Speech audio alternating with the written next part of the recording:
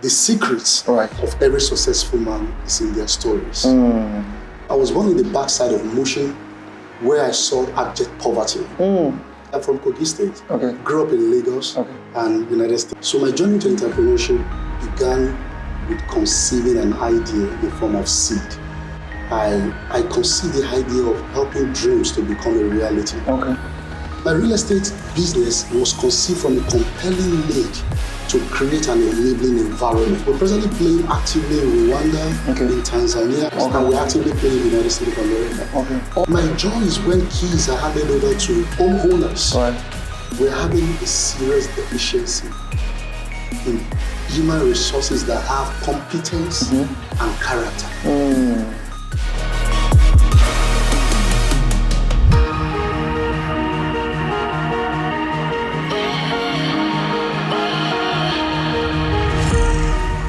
Welcome again to the King Edosa Show. Today, we have Dr. Kunle Adeyemi in the house. He's the CEO of Sterling Homes and the Vice President, Southwest Region of REDAN, the Real Estate Developers Association of Nigeria. Stay tuned and enjoy his very inspiring entrepreneurial journey. First, we would like you to share with us your entrepreneurial journey. How did you get started, and how did you get to this point, sir? All right, I like that question, but I need us to know that everyone celebrates forest, but forest is a product of seeds. All right, so oftentimes people don't pay attention to seeds. They despise it. And inside every seed are fruit, and inside those fruit are trees, and that becomes a forest. So it's very important we pay attention to seed. So my journey to entrepreneurship began with conceiving an idea in the form of seed. Seed oftentimes are not attractive. They could be easily despised. People around you may not believe in that seed. But once the seed is conceived in the form of an idea, a dream, a vision, and you pursue it, it becomes, particularly if that seed is designed to solve problems, what business is designed for. So mine, I conceived the idea of helping dreams to become a reality. It was an inherent dream that I later realized that is my God's given vision, to help people's dream become a reality. So it was born of a compelling need to solve problems, to just help people's dreams become a reality. So that was what gave birth to the business we do, which real estate is just one of them. All right, so my entrepreneurial journey began with looking at the problems around me. I wasn't privileged to be born with a silver spoon, probably not a plastic spoon. I would even say I was born with my mouth closed. Right, so I was born in the backside of Mushin, where I saw abject poverty. And to a large extent, environment influences the way we think. And as a man thinking in his heart, so is he. So I was determined, being raised from that environment. I don't have so much age mates or people that we went to the same primary school still around me today, because almost 80% of them became victims of the environment. They couldn't succeed. They had dreams. They had lofty ideas. They had great vision.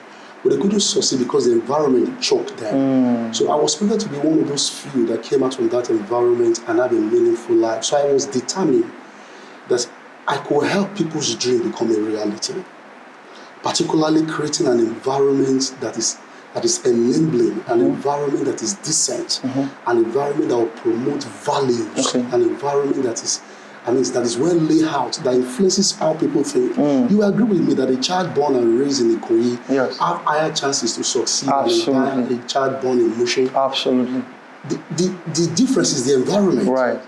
So my real estate business was conceived from a compelling need to create an enabling environment. A gated community, popularly called an estate, an environment that promotes value, communal values, and all you need to do is just to change a man, change a family, change a community, and you are changing the whole nation. Now, you talked about your real estate company, which is Sterling Homes. Yes. I'd like you to share with us, what do you do at Sterling Homes? Sterling Homes is a real estate development and management firm geared to solve housing solution. We started off about 15 years ago. It's going to be June 24th. Right. It was one of a compelling need, like I said. We just want to solve housing problem. Okay. You agree with me that the housing deficit is humongous. That's excluding slums. It is purportedly to be about maybe 20 or 22 million housing deficit we have as a nation. That's excluding slum. All right, so Sterling Homes want to be part of the solution to solve housing needs. With focus on the base of the pyramid and the middle of the pyramid. The pyramid, the base is where we have the majority. Right. So Sterling Homes focus is not only the base of the pyramid, the middle of the pyramid, and at times we appeal to the apex.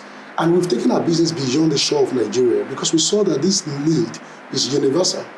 We're presently playing actively in Rwanda, in Tanzania, Rwanda, Kigali to be precise, and Tanzania, Zanzibar to be precise. And we're actively playing in the United States of America, all in a bid to solve housing problem. We're a strong advocate of environment. We believe environment influences everything. It influences the way you think, and it influences everything around you. And over the years, we have seen dreams come true. We've seen families smiling, both at home and in the diaspora. We've seen people's dream come alive.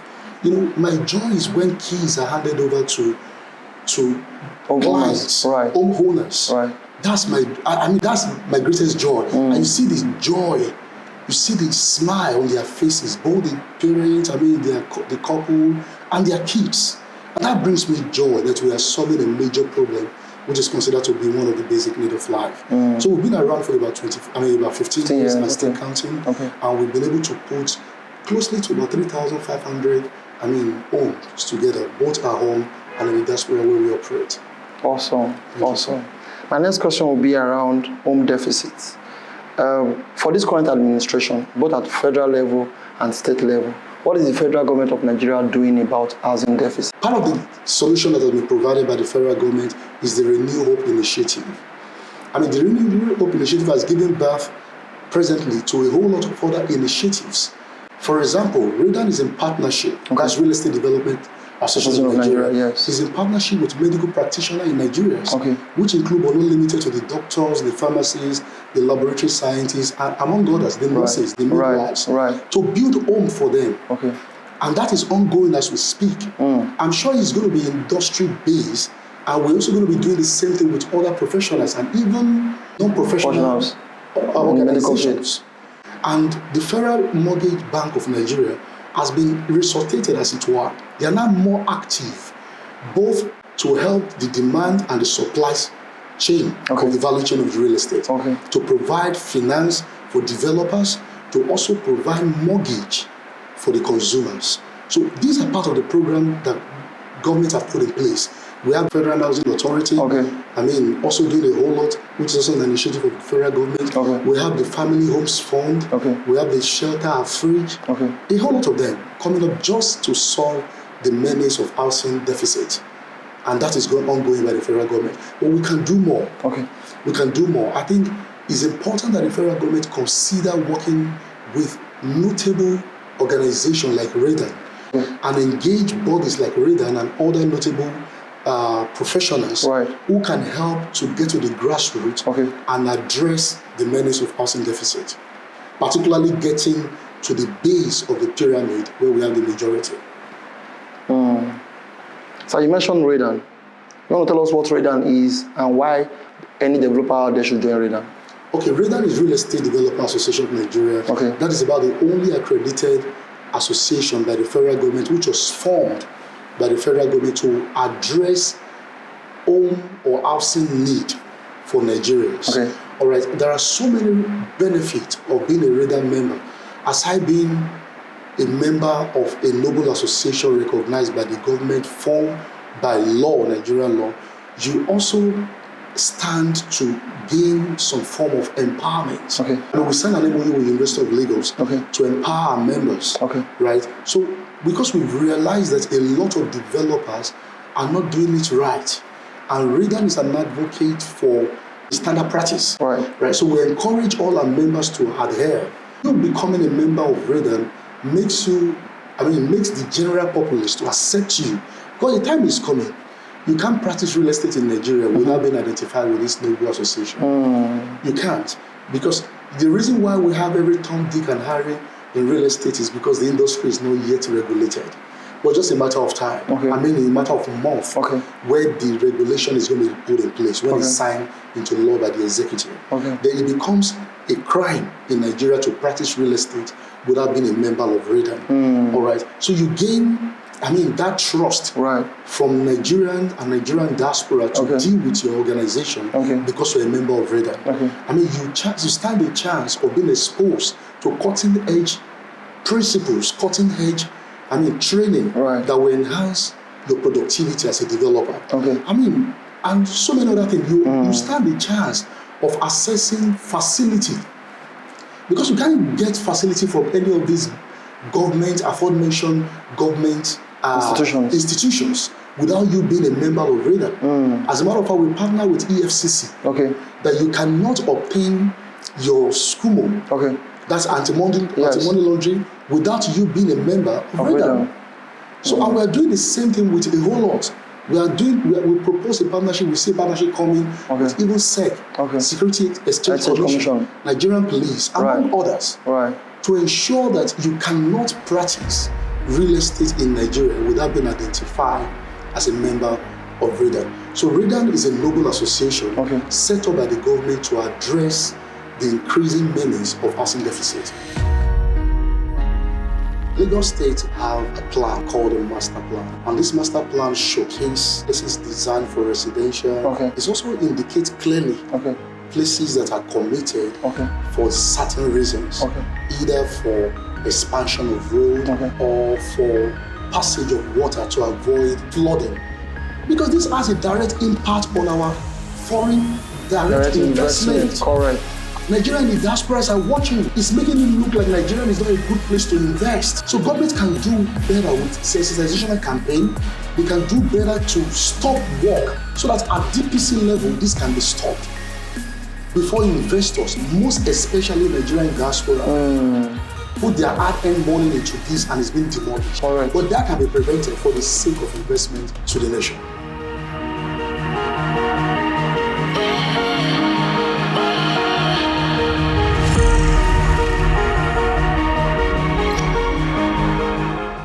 So, sir, let's talk a bit about your background. Where are you from? I'm from Kogi State. Grew up in Lagos and United States, and but I want to be identified as a Nigerian. Where did you school? My University of Ilorin, my first degree. The University of Ibadan for my master's, my first master's, and I got my MBA from the prestigious Lagos Business School. And I had some crash program in the United States, United Kingdom, Dubai, and some other places. Awesome. And you're from a family of how many? Oh, we're just 6. 6 kids. With my parents making 8. I'm from a monogamous family. Oh, wow. Wow. You had mentioned earlier that real estate is one of the business you do. Absolutely. What other business do you engage in? Oh, yeah, I have interest in precious stones. Interest in some form of ICT and oil and gas. And majorly, I have so much interest in tourism as a real estate. So what I do basically is Zanzibar and Kigali is luxury apartments, which is a form of tourism. Not what we call Airbnb, what we call short-let in Nigeria.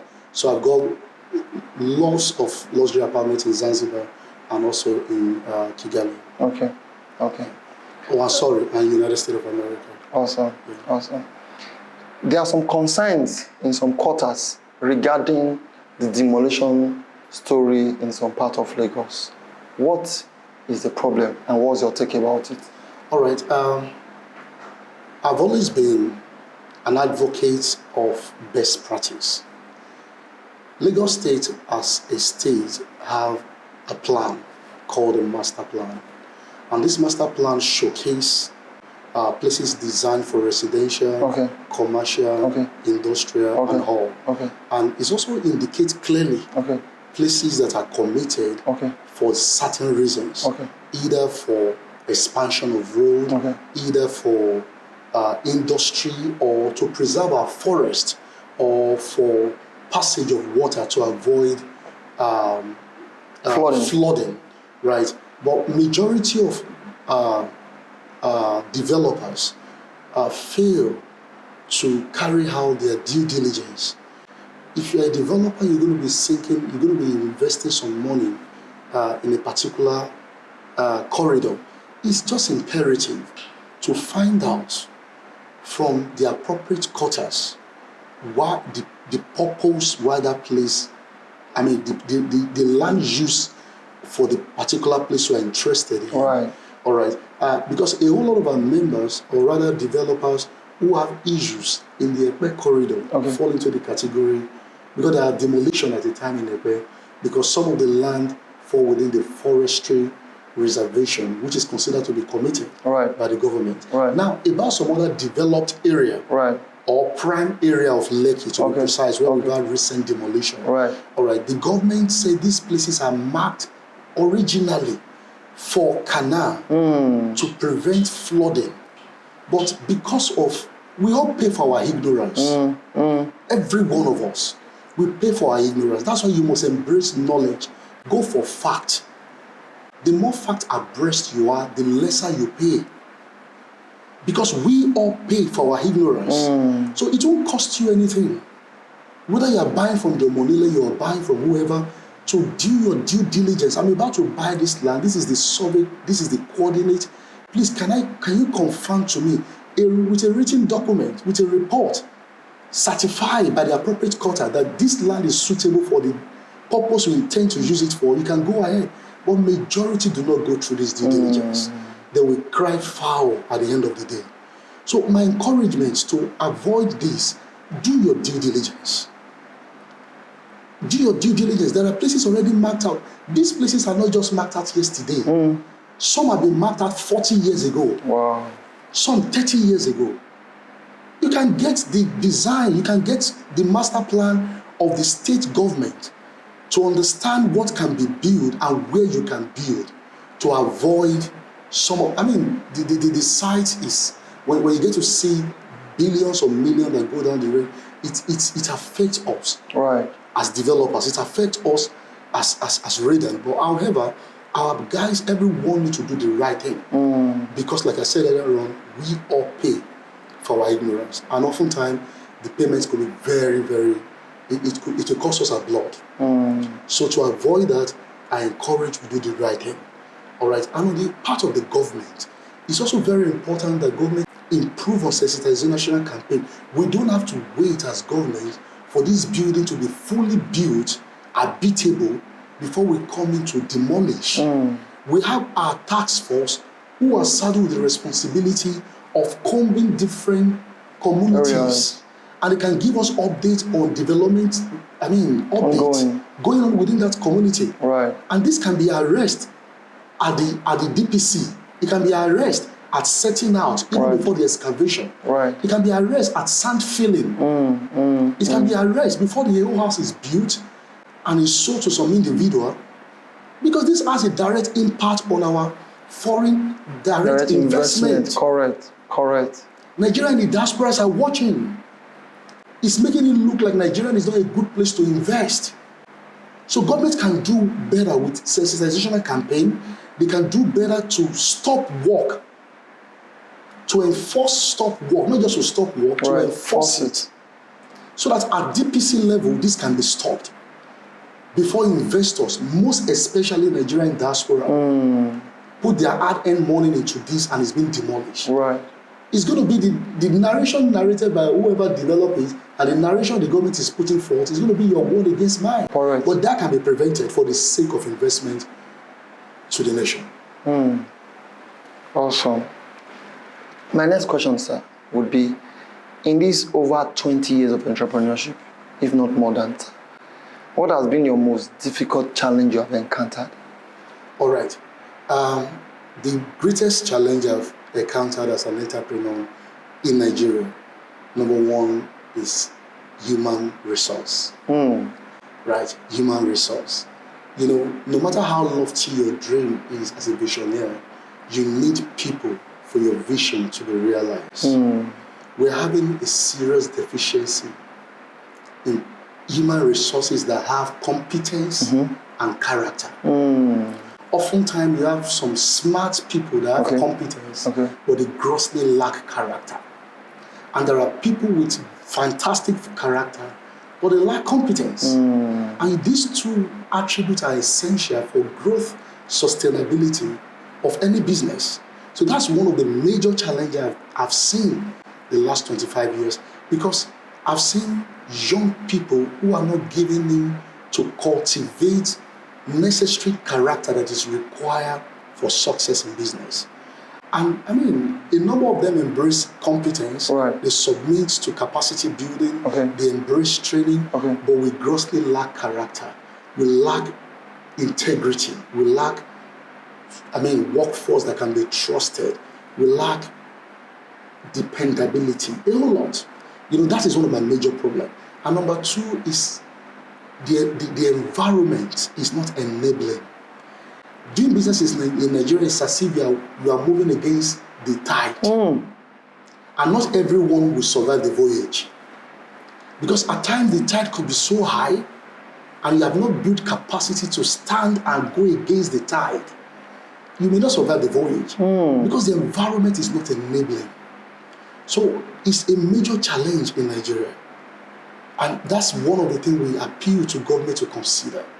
Because the major problem we have in this country can only be solved by entrepreneurs. Right. But entrepreneur will require an enabling environment to try. Correct. So human resource, enabling environment, and also policy to protect entrepreneur. Entrepreneur, we fail alone, we die alone. If we have statistics in Nigeria, because most of our statistics are estimated, estimated housing deficit, estimated population. We don't really have an actual database. So it's difficult to make decisions without a database. So oftentimes you want to make a decision that is informed, but you can rarely get a database that will help your decision making. So if you have a database that shows how many entrepreneurs dies on a monthly basis, because of the weight of policy inconsistency, because of the weight of environment that is not enabling, because of the weight of workforce that you have to deal with, and because of the weight of entrepreneur not being protected. It will probably show to the government that there is a need to regulate a sector that provides employment for Nigeria, a sector that helps the GDP of Nigeria, a sector that makes Nigeria put us on the global map. So for me, it would be nice to have policies that protect entrepreneurs. To also have them, let them have some rights, let them have some privileges. They are solving a major problem for the nation. They should be considered as celebrated as an hero. They should enjoy some waivers, they should enjoy some privileges. And this is an appeal to every young people. No excuse is tenable for failure. You don't need to have a white-collar job.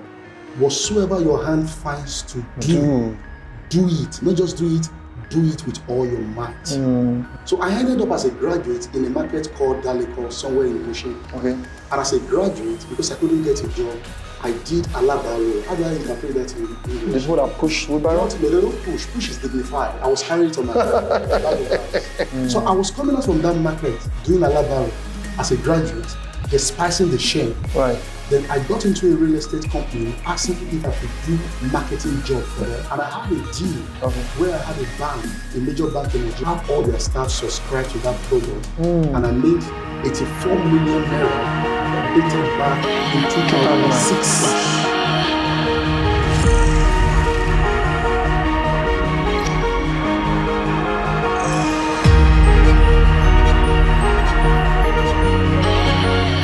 Thank you, sir.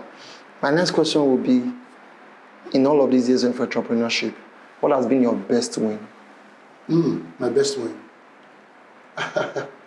My best win was when I had a paradigm shift. When I mean a paradigm shift, as at that time, all I had in my account was less than maybe 5,000 naira. Back then with Standard Trust Bank. We used to have a bank in Nigeria called STB. You worked there? Back then. I didn't work there. That was the account that had the 5,000 naira. Less than 5,000 naira. And I Oh, I didn't mention to you that at a time as a graduate, Right. when I couldn't secure a job here in Nigeria, Okay. and I hate to beg, and this is an appeal to every young people, no excuse is tenable for failure. I was determined not to beg because there is nothing befitting about begging. There's nothing. There's so much value with working with your hands. So I ended up as a graduate in a market called Daleko, somewhere in Mushin. Okay. And as a graduate, because I couldn't get a job, I did alabaro. How do I interpret that in English? The people that push wheelbarrow? No, they don't push. Push is dignified. I was carrying it on my bag of rice. I did that for about 8 months in 2005 as a graduate. Because I couldn't get, a white-collar job. So Right. I hate to beg. Right. So I went to the market and do something. So to everyone listening to me right now, right, you don't need to have a white-collar job. Whatsoever your hand finds to do it. Not just do it with all your might. Mm-hmm. I did that for 8 months. So I was coming out from that market doing alabaro as a graduate, despising the shame. Right. Then I got into a real estate company asking if I could do marketing job for them. Okay. I was given the privilege to market for them only to be paid on commission. Okay. And I had a deal where I had a bank, a major bank in Nigeria, I don't want to mention their name, Okay. have all their staff subscribe to that product. And I made 84 million Naira dated back in 2006. Sorry, sir. Let me interrupt. 84 million Naira In 2006. I was just in my 20s. When the Naira to the dollar was around 50.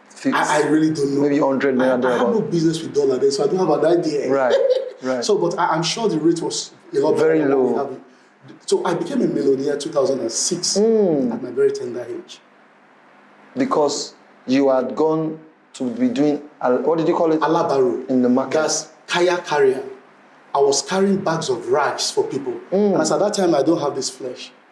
So, and a 50 kg bag of rice, and I can do like about 15, 20 every day, moving it from the markets to where they have their car parked. And we're being given money because I don't want to beg and I don't want to borrow. It's a principle I grew up with. I was raised in abject poverty. However, my parents taught us value for hard work, value for integrity. Right, so I went for that. And you can imagine, this story changed in less than 48 hours. Moving from borrowing 500 Naira to go for a presentation, moving from having just less than 5,000 Naira in your account to having 84 million in 2006. 2006, 84 million Naira is a lot of money. A whole lot. Right, a lot of money, 2006 having 84 million Naira. To a point where the branch manager of the bank called me. There's a volume of money that gets into your account that is attract the attention of the bank. Well, absolutely. I was called by the branch manager, and I'm getting to the bank. The regional manager was there to receive me. So the story has changed. So that for me was a major shift in 2006. 84 million was a lot of money. And that we've been able to multiply that seed now to some few billions by the grace of God. Right. With our interest in different business, which real estate is one of them. Awesome. So, what's the best advisor that you've gotten on this journey you'd like to share with any and every entrepreneur out there? The secrets of every successful man is in their stories. So oftentimes, if you can have them tell you their stories and you're attentive enough, the secret is embedded in their stories. So my first advice to everyone aspiring entrepreneur or entrepreneur negotiating a curve, because there will always be a time as an entrepreneur that you've got to slow down because you are negotiating a curve. It's not the end. Because you don't run into a curve. You've got to slow down and negotiate. Correct. So for entrepreneurs negotiating the curve and for aspiring entrepreneur, please get a mentor. The secret of every successful man is in their story.